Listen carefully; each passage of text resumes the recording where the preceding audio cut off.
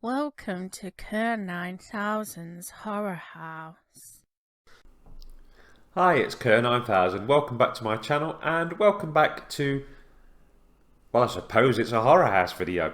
But I'm not actually on about a horror film today.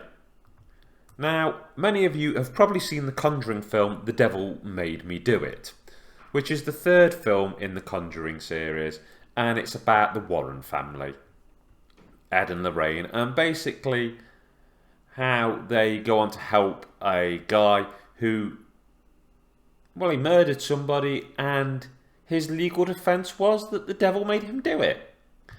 Now, I quite like that film. If you've seen it, fair enough, you'll be up to date. If you've not seen it, I recommend you do. But what I'm talking about today is a documentary which is on Netflix.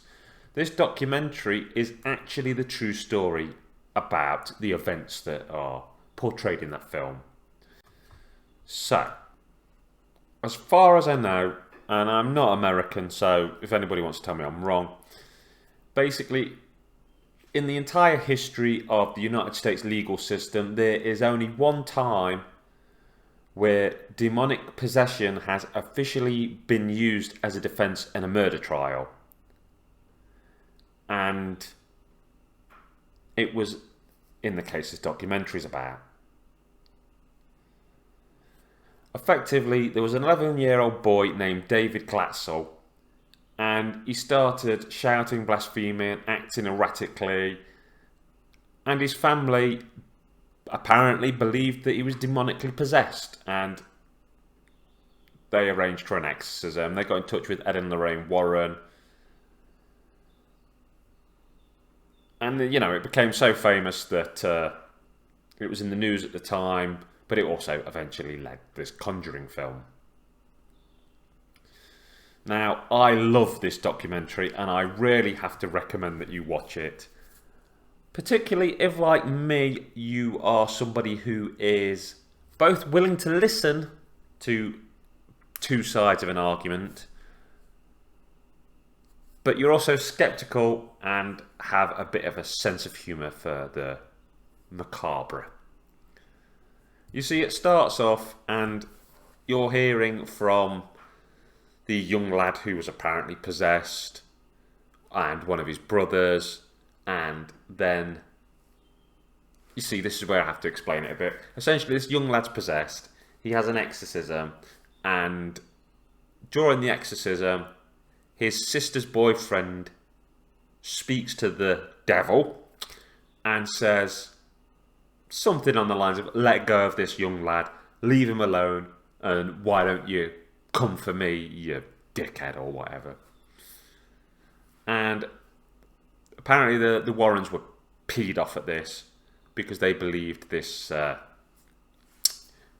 devil had gone, demon, whatever it was, had gone from the young lad into this 20-something-year-old.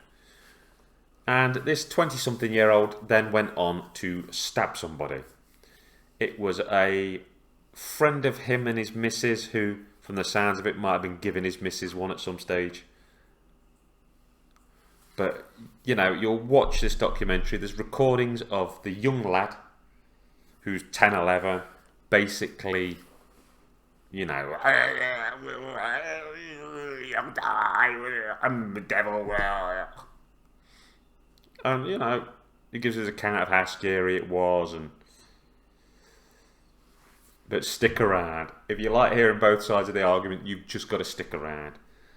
The start builds it up, very sympathetic, like it all really happened. And then, okay, if you don't want to know the spoiler, turn off now. But spoilers. We drag out the one brother who basically said it is all a pile of shit. And this man, oh my god, mwah, chef's kiss. He really knows how to just be brutally honest with his opinion and really kick the ball into play. His recounts are of meeting the Warrens, and when they said, what do you think, son? He goes, I think my family's fucking crazy. And it goes on to him talking about how when his dad came in, and told his brother shut the fuck up. Well, the devil listened then, didn't he? Oh, it is hysterical. I probably shouldn't find it so funny with the serious, well, I say serious, but you know what I mean, with what some people believe to be a serious subject matter. But when you have this kind of documentary where everybody seems to be leaning to this story and telling you it's true, and then there's just one person who cuts through it, it just warms me up inside. It's pure comedy. It's amazing. Seriously, if you've got Netflix, check it out.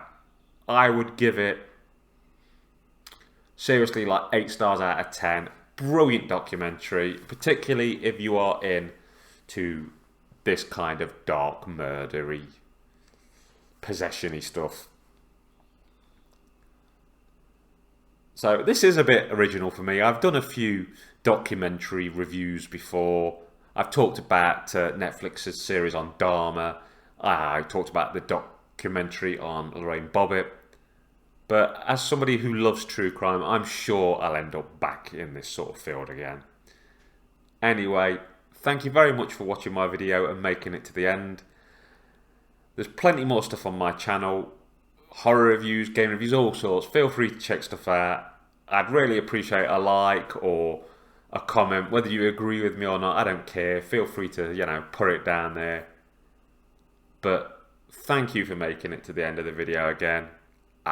Take care of yourself and each other. Latest taters. Hi, it's KERR9000'S. I'd just like to say thank you for making it to the end of my video. I've got lots of stuff on my channel, my horror house doing horror reviews, my game room where I talk about video games, sci-fi station, my diet corner videos, all kinds of stuff.